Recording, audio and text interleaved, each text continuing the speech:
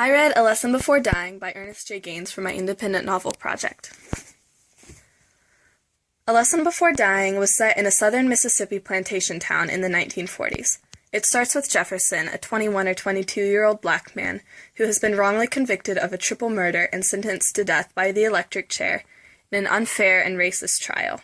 His godmother, Miss Emma, and her friend Aunt Lou decide to recruit Aunt Lou's great-nephew, Grant Wiggins, an educated black schoolteacher, to make sure Jefferson is a man when he is executed, not the hog that his own defense attorney described him as.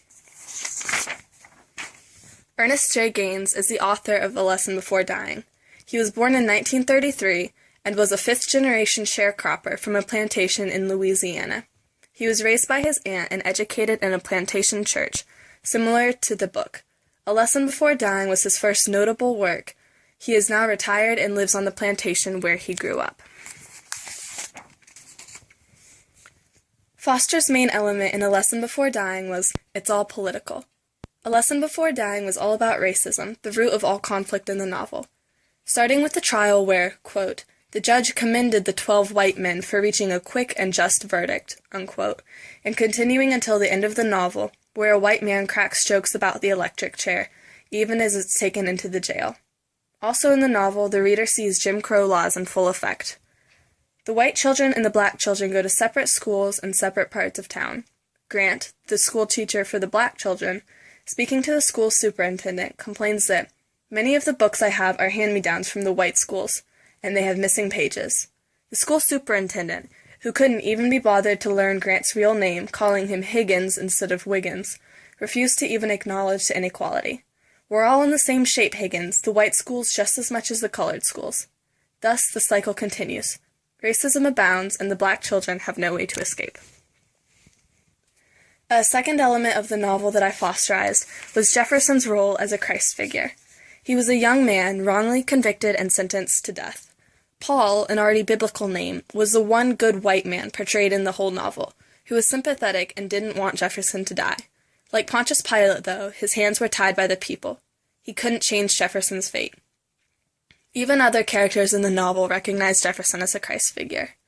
The electrocution was to happen between 12 and 3 p.m. on a Friday, and after the time was found out, quote, someone else said the Lord died between 12 and 3 on a Friday.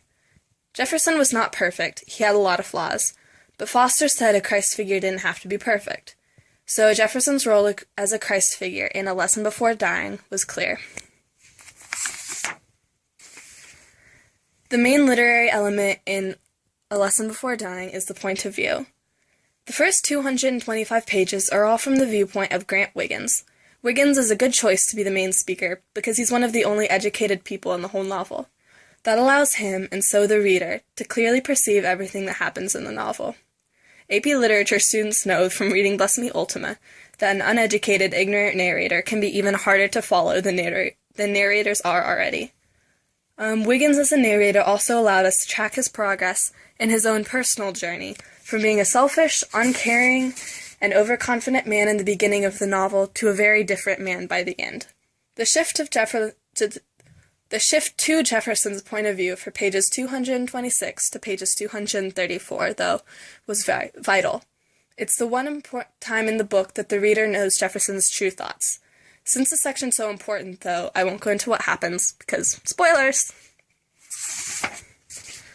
On a literary scale, I'd give A Lesson Before Dying a 6, from 1 being the least literary to 10 being the most literary. It does have some literary elements.